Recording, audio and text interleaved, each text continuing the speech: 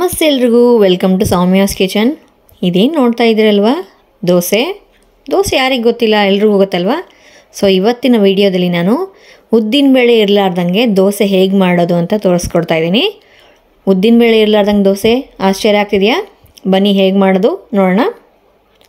ಇದಕ್ಕೆ ಮೊದಲೇದಾಗಿ ನಾನು ತೊಗೊಂಡಿರೋದು ದೋಸೆ ಅಕ್ಕಿ ತೊಗೊಂಡಿದ್ದೀನಿ.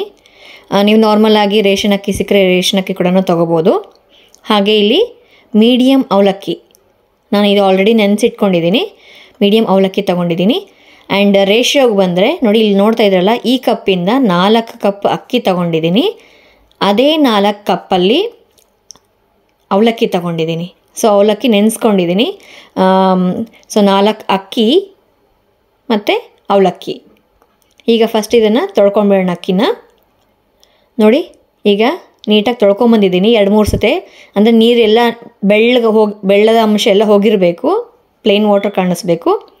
ಈಗ ನೆನೆಸಿರ್ತಕ್ಕಂಥ ಅವಲಕ್ಕಿನ ಈ ಅಕ್ಕಿಯಲ್ಲಿ ಹಾಕ್ತಾಯಿದ್ದೀನಿ. ಅಕ್ಕಿ ಮತ್ತು ಅವಲಕ್ಕಿ ರೇಷಿಯೋ ಸೇಮ್ ಇರಬೇಕು. ಸೇಮ್ ಇದ್ದರೆ ಚೆನ್ನಾಗಿರುತ್ತೆ. ಇನ್ ಕೇಸ್ ನಿಮಗೆ ಜಾಸ್ತಿ ಆಯಿತು ಅನಿಸಿದರೆ ಒಂದು ಸ್ವಲ್ಪ ಕಡಿಮೆ ಮಾಡ್ಕೋಬೋದು. ಈಗ ನೀಟಾಗಿ ಒಂದು ಸತಿ ಮಿಕ್ಸ್ ಮಾಡ್ಕೊಂಬಿಡೋಣ. ಮಿಕ್ಸ್ ಮಾಡಿಕೊಂಡು ಇಲ್ಲಿ ನಾನು ಮಜ್ಜಿಗೆ ತೊಗೊಂಡಿದ್ದೀನಿ, ಗಟ್ಟಿ ಮಜ್ಜಿಗೆ ತೊಗೊಂಡಿದ್ದೀನಿ. ಸೊ ಹೇಳಿದ್ನಲ್ವ, ಉದ್ದಿನಬೇಳೆ ಇಲ್ಲಾರ್ದಂಗೆ ದೋಸೆ ಹೇಗೆ ಮಾಡೋ ಅಂತ, ಇದೇ ಮ್ಯಾಜಿಕ್ ಮಜ್ಜಿಗೆ. ಸೊ ಈಗ ನಾನು 1 ಕಪ್ ತುಂಬ ಮಜ್ಜಿಗೆ ತೊಗೊಂಡಿದ್ದೀನಿ, ಗಟ್ಟಿ ಮಜ್ಜಿಗೆ. ಇದನ್ನು ಫಸ್ಟು ನೀಟಾಗಿ ಹಾಕ್ಕೊಂಬಿಡೋಣ. ಎಲ್ಲ ನೆನೆಯೋ ಥರ ಹಾಕಬೇಕು. ಈಗ ನೆಕ್ಸ್ಟು ಅದು ಅಕ್ಕಿ ಮತ್ತು ಅವಲಕ್ಕಿ ಎರಡನ್ನೂ ನಾವು ಮಜ್ಜಿಗೆಲೇ ನೆನೆಸ್ತಾ ಇರೋದು, ಹಾಗಾಗಿ ನೀಟಾಗಿ ಮೇಲ್ಗಡೆವರೆಗೂ ಬರಬೇಕು, ಅಷ್ಟು ಮಜ್ಜಿಗೆ ಯೂಸ್ ಮಾಡಬೇಕು. ಸೊ ನಾನು ಟೋಟಲಾಗಿ ಅರ್ಧ ಲೀಟ್ರ್ ಮೊಸರಿಂದ ಮಜ್ಜಿಗೆ ಮಾಡ್ಕೊಂಡಿದ್ದೀನಿ. ಈಗ 1 ಕಪ್ ಆಲ್ರೆಡಿ ಮಜ್ಜಿಗೆ ಹಾಕಿದ್ದೀನಿ. ಈಗ ನೋಡಿ, ಈಗ ಇನ್ನೊಂದು ಕಪ್, ಆಲ್ಮೋಸ್ಟ್ ಇನ್ನೂ 1 ಕಪ್ ಹಾಕ್ತಾಯಿದ್ದೀನಿ ಮಜ್ಜಿಗೆ. ಸಾಕಾಗತ್ತೆ. ಸೊ ನೋಡ್ತಾ ಇರ್ಬೋದು, ಮೇಲ್ಗಡೆ ತೇಲ್ಕೊಂಬಂತು. ಈಗ ಒಂದು ಸತಿ ನೀಟಾಗಿ ಎಲ್ಲನೂ ಕಲಿಸ್ಬಿಟ್ಟು, ಅಕ್ಕಿ ಮತ್ತು ಅವಲಕ್ಕಿನ ಕಲಿಸ್ಬಿಟ್ಟು ಒಂದು ಸ್ವಲ್ಪ ಹೊತ್ತು ಮುಚ್ಚಿಟ್ಬಿಡೋಣ. ಅಂದರೆ 1 ತಾಸು ಇದನ್ನು ನೆನೆಸಿಡಬೇಕು. 1 ತಾಸು ಆದಮೇಲೆ, ಅಂದರೆ 1 ಅವರ್ ಆದಮೇಲೆ ಏನು ಮಾಡಬೇಕು, ತೆಗೆದುಬಿಟ್ಟು ನೋಡಿ ಅದು ಕನ್ಸಿಸ್ಟೆನ್ಸಿ ಹೇಗಿದೆ ನೋಡ್ಕೊಂಡ್ಬಿಟ್ಟು ನಾವು ಇನ್ನು ಸ್ವಲ್ಪ ಬೇಕಂದರೆ, ನಿಮ್ಮ ಹತ್ರ ಮಜ್ಜಿಗೆ ಜಾಸ್ತಿ ಇದ್ದರೆ ಮಜ್ಜಿಗೆ ಹಾಕ್ಕೊಳ್ಳಿ, ಇಲ್ಲ ಅಂತಂದರೆ ಒಂದು ಸ್ವಲ್ಪ ನೀರು ಹಾಕ್ಕೊಳ್ಳೋಣ. ಈಗ ಮುಚ್ಚಿಡ್ತಾ ಇದ್ದೀನಿ. 1 ಅವರ್ ಆದಮೇಲೆ ತೆಗೆದು ನೋಡೋಣ ಹೇಗಾಗಿದೆ ಅಂತ ಹೇಳಿಬಿಟ್ಟು. ಈಗ 1 ಅವರ್ ಆದಮೇಲೆ ಮತ್ತೆ ನಾನು ತೆಗೆದು ನೋಡ್ತಾ ಇದ್ದೀನಿ. ನೋಡ್ತಾ ಇರ್ಬೋದು, ಅವಲಕ್ಕಿ ಎಲ್ಲ ಚೆನ್ನಾಗಿ, ಅಂದರೆ ಮಜ್ಜಿಗೆ ಎಲ್ಲ ಹೀರ್ಕೊಂಡಿದೆ, ಅವಲಕ್ಕಿ ಎಲ್ಲ ಮಜ್ಜಿಗೆನ ಹೀರ್ಕೊಂಡಿದೆ. ಕೆಳಗಡೆ ಇನ್ನೂ ಕಾಣಿಸ್ತಾ ಇದೆ ಮಜ್ಜಿಗೆ. ಇನ್ನೊಂದು ಸ್ವಲ್ಪ ಬೇಕಾಗತ್ತೆ. ಈಗ ಇದಕ್ಕೆ ನಾನು ಬೇಕಂದರೆ ಇವಾಗ ಮಜ್ಜಿಗೆ ಆದರೂ ಹಾಕ್ಕೊಳ್ಳಿ, ಇಲ್ಲಾಂತಂದ್ರೆ ನೀರಾದರೂ ಹಾಕ್ಕೊಳ್ಳಿ. ಈಗ ಸದ್ಯಕ್ಕೆ ನಾನು ನೀರು ಹಾಕ್ತಾಯಿದ್ದೀನಿ.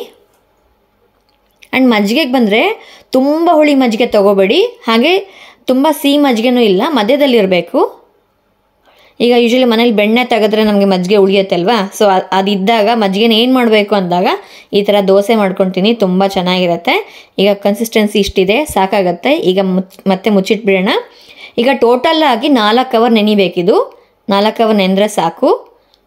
ನೋಡಿ, ಈಗ 4 ಅವರ್ ಆಗಿದೆ, ಕಂಪ್ಲೀಟಾಗಿ 4 ಅವರ್ ಆಗಿದೆ. ನೋಡ್ತಾ ಇರ್ಬೋದು, ಚೆನ್ನಾಗಿ ನೆಂದಿದೆ. ಅವಲಕ್ಕಿ ಆಲ್ರೆಡಿ ನೆಂದಿದೆ, ಮತ್ತು ಅಕ್ಕಿ ಕೂಡ ಚೆನ್ನಾಗೇ ನೆಂದಿದೆ. ಇದು 4 ಅವರ್ಕಿಂತ ಜಾಸ್ತಿ ನೆನೆಸಬೇಡಿ, ಯಾಕಂದರೆ ಅಕ್ಕಿ ಅವಲಕ್ಕಿ ಅಷ್ಟೇ ಅಲ್ವಾ, ಉದ್ದಿನಬೇಳೆ ನಮ್ಗೆ ಬೇಕಾಗತ್ತೆ. ಸೊ ಒಂದು ಸತಿ ನೀಟಾಗಿ ಮಿಕ್ಸ್ ಮಾಡ್ಕೊಂಡ್ಬಿಟ್ಟು ಈಗ ನಾವು ಬ್ಯಾಚ್ ವೈಸು, ನೀವು ಇದ್ರ ಗ್ರೈಂಡರ್ಗಾದ್ರೂ ಹಾಕ್ಕೋಬೋದು ಕ್ವಾಂಟಿಟಿ ಜಾಸ್ತಿ ಇದ್ದರೆ, ಇಲ್ಲಾಂದರೆ ಮಿಕ್ಸಿಗಾದ್ರೂ ಹಾಕ್ಕೋಬೋದು. ಈಗ ನಾನು ಸದ್ಯಕ್ಕೆ ಮಿಕ್ಸಿಗೆ ಹಾಕ್ಕೋತಾ ಇದ್ದೀನಿ. ಸೊ ಮಜ್ಜಿಗೆ ಜೊತೆಗೆ ರುಬ್ಕೋಬೇಕು, ನಮಗೆ ಆಲ್ರೆಡಿ ಮಜ್ಜಿಗೆ ಉಳಿದಿದೆಯಲ್ವ. ಸೊ ಮಜ್ಜಿಗೆ ಜೊತೆಗೇ ಈ ಮತ್ತು ಅಕ್ಕಿ ಮತ್ತು ಅವಲಕ್ಕಿನ ಫೈನಾಗಿ, ನೈಸಾಗಿ, ಎಷ್ಟು ಸಾಧ್ಯ ಆಗುತ್ತೋ ಅಷ್ಟು ನೈಸಾಗಿ ರುಬ್ಕೋಬೇಕು. ಈಗ ನಾನು ಬ್ಯಾಚ್ ವೈಸ್ ರುಬ್ಕೋತಾ ಇದ್ದೀನಿ. ನೋಡ್ತಾ ಇರ್ಬೋದು, ಮಜ್ಜಿಗೆ ಕೂಡ ಹಾಕ್ಕೋತಾ ಇದ್ದೀನಿ. ಸೊ ಇದ್ರ ಜೊತೆಗೆ ನೀಟಾಗಿ ಬ್ಲೆಂಡ್ ಆಗಬೇಕು. ಸೊ ನಾರ್ಮಲ್ ದೋಸೆ ತಿಂದು ಎಲ್ಲರಿಗೂ ಬೋರ್ ಆಗುತ್ತೆ, ಆಗ ಇದನ್ನು ಈ ಥರದ ಡಿಫ್ರೆಂಟಾಗಿ ಒಂದು ದೋಸೆ ಮಾಡ್ಕೊಂಡು ತಿಂದರೆ ಚೆನ್ನಾಗಿರುತ್ತೆ. ನೋಡಿ, ಈಗ ನಾನು ಮಿಕ್ಸಿ ಮಾಡ್ಕೊಂಬಂದಿದ್ದೀನಿ, ಇಷ್ಟ ಆಗಿದೆ ನೋಡಿ, ಇಷ್ಟು ನೈಸ್ ಆಗಿದೆ, ಸಾಕಾಗತ್ತೆ. ಈಗ ಇದನ್ನು ಒಂದು ಬೌಲ್ಗೆ ಟ್ರಾನ್ಸ್ಫರ್ ಮಾಡ್ಕೊಳ್ಳೋಣ. ಎಷ್ಟು ಚೆನ್ನಾಗಾಗಿದೆ ನೋಡಿ. ಅಕ್ಕಿ ಅವಲಕ್ಕಿ ಎರಡೇ ಹಾಕಿರೋದು, ಒಳ್ಳೆ ಫುಲ್ ಬೆಳ್ಳಗೆ, ತುಂಬ ಬೆಳ್ಳಗಿದೆ ಹಿಟ್ಟು, ಚೆನ್ನಾಗಿದೆ. ಕನ್ಸಿಸ್ಟೆನ್ಸಿ ಇಷ್ಟೇ ಇದ್ದರೆ ಸಾಕು, ತುಂಬ ಗಟ್ಟಿ ಮಾಡ್ಕೋಬೇಡಿ, ಇಷ್ಟಿರಲಿ, ತುಂಬ ನೀರಿಗೆ ಬೇಡ. ಈಗ ನಾನು ಎಲ್ಲನೂ ರುಬ್ಕೊಂಡಿದ್ದೀನಿ, ನೋಡ್ತಾ ಇರ್ಬೋದು, ಇಷ್ಟಿದೆ ಕನ್ಸಿಸ್ಟೆನ್ಸಿ. ಸೊ ಗಟ್ಟಿಯಾಗಿ, ತುಂಬ ಗಟ್ಟಿಯಾಗಿ ರುಬ್ಕೋಬೇಡಿ, ಚೆನ್ನಾಗಿರಲ್ಲ, ಇಷ್ಟಿರಲಿ. ಈಗ ಇದನ್ನು ಒಂದು ಸತಿ ನೀಟಾಗಿ ಮಿಕ್ಸ್ ಮಾಡ್ಕೊಂಡ್ಬಿಟ್ಟು ಇದನ್ನು ಓವರ್ ನೈಟ್ ನಾವು ಸೋಕ್ ಮಾಡಬೇಕಂದ್ರೆ ಫರ್ಮೆಂಟ್ ಆಗಕ್ಕೆ ಬಿಡಬೇಕು. ಬೆಳಗ್ಗೆ ಚೆನ್ನಾಗಿರುತ್ತೆ. ಸೊ ಉದ್ದಿನಬೇಳೆ ಹಾಕಿಲ್ವಲ್ಲ, ಹಾಗಾಗಿ ಸ್ವಲ್ಪ ಜಾಸ್ತಿನೇ ಬೇಕಾಗುತ್ತೆ ಫರ್ಮೆಂಟ್ ಆಗೋದಕ್ಕೆ. ಈಗ ನಾವು ಬೆಳಗ್ಗೆ ನೋಡೋಣ ಹೇಗಾಗಿದೆ ಹಿಟ್ಟು ಅಂತ ಹೇಳಿಬಿಟ್ಟು. ನೋಡಿ, ಈಗ ಬೆಳಗ್ಗೆ 7 ಗಂಟೆ ಆಗಿದೆ. ನಾನು ಹಿಟ್ಟು ಫರ್ಮೆಂಟ್ ಮಾಡೋಕ್ಕೆ ಬಿಟ್ಟಿದ್ನಲ್ಲ, ಬೆಳಗ್ಗೆ 7 ಗಂಟೆ ಆಗಿದೆ. ನೋಡಿ ಈ ಥರ ಆಗಿದೆ. ಇದು ನಾರ್ಮಲ್ ದೋಸೆ ಥರ ಫರ್ಮೆಂಟ್ ಆದಮೇಲೆ ಮೇಲ್ಗಡೆ ರೈಸ್ ಆಗೋ ಥರ ಆಗೋದಿಲ್ಲ. ಸೊ ಎಷ್ಟು ರುಬ್ಕೊಂಡಿರ್ತೀವೋ ಅದಕ್ಕಿಂತ ಒಂದು ಲೇಯರ್ ಜಾಸ್ತಿ ಮಾತ್ರ ಉಬ್ಬಿರುತ್ತೆ, ರೈಸ್ ಆಗಿರುತ್ತೆ. ಯಾಕೆಂದರೆ ಅವಲಕ್ಕಿ ಮತ್ತು ಮಜ್ಜಿಗೆ ಹಾಕಿದ್ದೀವಲ್ವ, ಅದರಿಂದ ಸ್ವಲ್ಪ ಉಬ್ಬಿಕೊಳ್ಳುತ್ತೆ ಅಷ್ಟೇ. ಆಗಲಿ ನಾರ್ಮಲ್ ಹಿಟ್ಟು ಥರ ಫುಲ್ ಕಂಪ್ಲೀಟಾಗಿ ಉಬ್ಬಿಕೊಳ್ಳುತ್ತೆ ಅನ್ನೋ ಥರ ಇರಲ್ಲ. ಈಗ ಇದಕ್ಕೆ ರುಚಿಗೆ ತಕ್ಕಷ್ಟು ಉಪ್ಪು ಹಾಕ್ತಾಯಿದ್ದೀನಿ. ಈಗ ನಾನು ಓವರಾಲ್ ಆಗಿ 8 ರಿಂದ 9 ಅವರ್ ಫರ್ಮೆಂಟ್ ಆಗಕ್ಕೆ ಬಿಟ್ಟಿದ್ದೀನಿ. ಅಷ್ಟಾದರೆ ಚೆನ್ನಾಗಿರುತ್ತೆ. ಇಲ್ಲ ನಿಮ್ಗೆ ಟೈಮ್ ಇಲ್ಲ ಅಂತಂದ್ರೂ ಮಿನಿಮಮ್ 6 ಅವರ್ಸ್ ಫರ್ಮೆಂಟ್ ಆಗಬೇಕು, ಆವಾಗ ಚೆನ್ನಾಗಿರುತ್ತೆ ಇದು. ಈಗ ಒಂದು ಸತಿ ನೀಟಾಗಿ ಮಿಕ್ಸ್ ಮಾಡ್ಕೊಂಬೇಡ. ಇದು ಕನ್ಸಿಸ್ಟೆನ್ಸಿ ಪರ್ಫೆಕ್ಟ್ ಆಗಿದೆ, ಇಷ್ಟೇ ಇರಬೇಕು. ಇದ್ರಕಿನ ಗಟ್ಟಿಯಾಗೂ ಮಾಡ್ಕೋಬೇಡಿ, ಇದ್ರಕಿನ ತೆಳುವಾಗೂ ಮಾಡ್ಕೋಬೇಡಿ, ಚೆನ್ನಾಗಿರಲ್ಲ. ಯಾಕೆಂದರೆ ಉದ್ದಿನಬೇಳೆ ಇಲ್ಲಲ್ಲ ಇದರಲ್ಲಿ, ಹಾಗಾಗಿ ದೋಸೆ ಚೆನ್ನಾಗಿ ಬರಬೇಕಲ್ವ, ಇಷ್ಟಿರಬೇಕು. ಈಗಾಗಿದೆ. ಇದಕ್ಕೆ ಸೋಡಾ ಏನೂ ಹಾಕ್ತಾಯಿಲ್ಲ, ಸೋಡಾ ಬೇಕಾಗಿಲ್ಲ. ನಾವು ಮಜ್ಜಿಗೆ ಹಾಕಿರೋದ್ರಿಂದ ಸೋಡಾ ಏನೂ ಬೇಕಾಗಿಲ್ಲ. ಈಗ ನಾನು ಆಲ್ರೆಡಿ ತವಾ ಬಿಸಿ ಮಾಡಿ ಇಟ್ಕೊಂಡಿದ್ದೀನಿ. ಇದು ನಂದು ಐರನ್ ತವಾ, ಕಬ್ಬಿಣದ ಹಂಚು. ಸೊ ಸ್ವಲ್ಪ ಎಣ್ಣೆ ಹಾಕಿಬಿಟ್ಟು ಈ ಥರ ಈರುಳ್ಳಿಯಿಂದ ಚೆನ್ನಾಗಿ ನೀಟಾಗಿ ಒರೆಸ್ಕೊಂಡ್ಬಿಡೋಣ. ಸೊ ದಟ್ ಚೆನ್ನಾಗಿ ದೋಸೆ ಚೆನ್ನಾಗಿ ಎದ್ದೇಳುತ್ತೆ. ಸೊ ಕಬ್ಬಿಣದ ಹಂಚು ಯೂಸ್ ಮಾಡಬೇಕಾದ್ರೆ ಸ್ವಲ್ಪ ಈರುಳ್ಳಿನ ಯೂಸ್ ಮಾಡಿದರೆ ಚೆನ್ನಾಗಿ ಬರುತ್ತೆ, ದೋಸೆ ಚೆನ್ನಾಗಿ ಎದ್ದೇಳುತ್ತೆ. ಇಲ್ಲ ನೀವು ನಾರ್ಮಲಾಗಿ ನಾನ್ ಸ್ಟಿಕ್ ತವಾದ ಮೇಲೆ ಕೂಡ ಮಾಡ್ಕೋಬೋದು.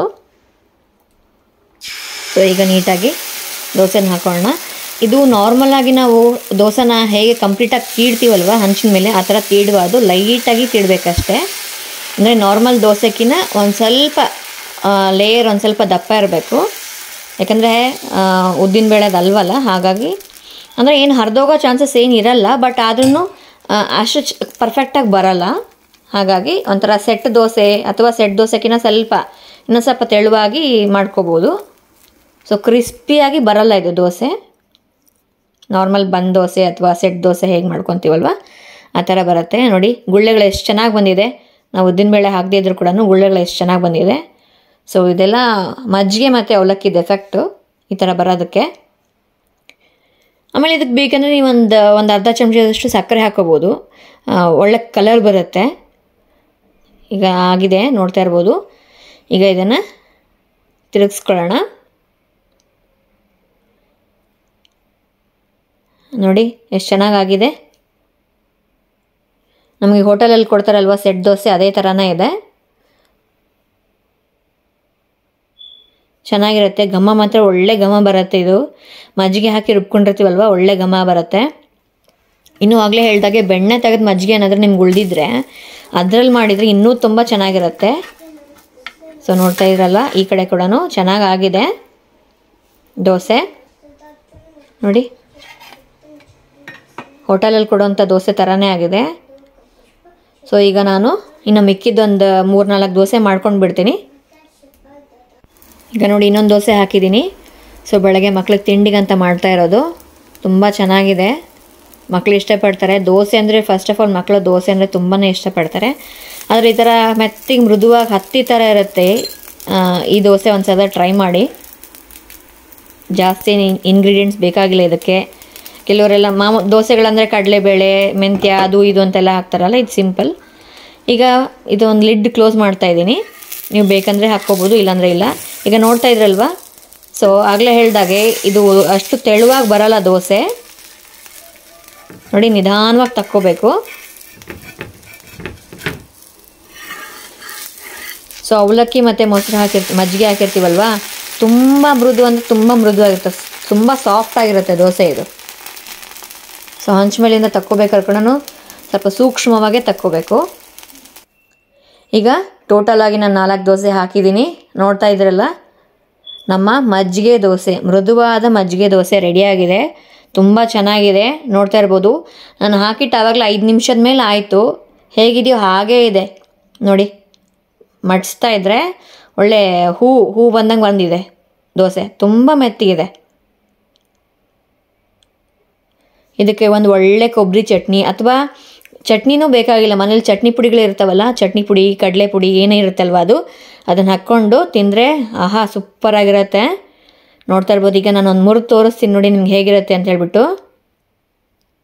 ನೋಡಿ ಹಿಂಗಂದ್ರೆ ಸಾಕು, ನೀಟಾಗಿ ಬರುತ್ತೆ, ಮೆತ್ತಗಾಗಿದೆ. ಈ ಅಕ್ಕಿ ಮತ್ತು ಕೆಲವ್ರು ಏನು ಮಾಡ್ತಾರೆ, ಅನ್ನ ಹಾಕ್ಬಿಟ್ಟು ರುಬ್ತಾರೆ, ಅದೇ ಥರ ಇದೆ ನೋಡಿ. ತುಂಬ ಸಾಫ್ಟಾಗಿದೆ, ಒಳ್ಳೆ ಘಮ ಬರ್ತಾ ಇದೆ, ಸಖತ್ತಾಗಿದೆ ದೋಸೆ ಮಾತ್ರ. ಆ್ಯಕ್ಚುಲಿ ಮಕ್ಕಳಿಗಂತ ಮಾಡಿರೋದು, ಬಟ್ ನಾನು ಹಾಗೆ ತಿಂತಾಯಿದ್ದೀನಿ. ಈ ರೆಸಿಪಿ ಏನಾದರೂ ನಿಮ್ಗೆ ಇಷ್ಟ ಆಗಿರೋ ದಯವಿಟ್ಟು ಲೈಕ್ ಮಾಡಿ, ಶೇರ್ ಮಾಡಿ, ಹಾಗೆ ಸಬ್ಸ್ಕ್ರೈಬ್ ಮಾಡಿ. ಸಬ್ಸ್ಕ್ರೈಬ್ ಆಗಿರೋರು ಬೆಲ್ ಐಕನ್ ಕ್ಲಿಕ್ ಮಾಡಿ, ಸೊ ದಟ್ ನಾನು ಹೊಸ ವ್ಲಾಗ್ ನಿಮಗೆ ನೋಟಿಫೈ ಆಗುತ್ತೆ. ಮತ್ತೆ ಮುಂದಿನ ವ್ಲಾಗಲ್ಲಿ ಸಿಗ್ತೀನಿ. ನಮಸ್ತೆ ಎಲ್ರಿಗೂ. ನಮಸ್ತೆ ಕರ್ನಾಟಕ.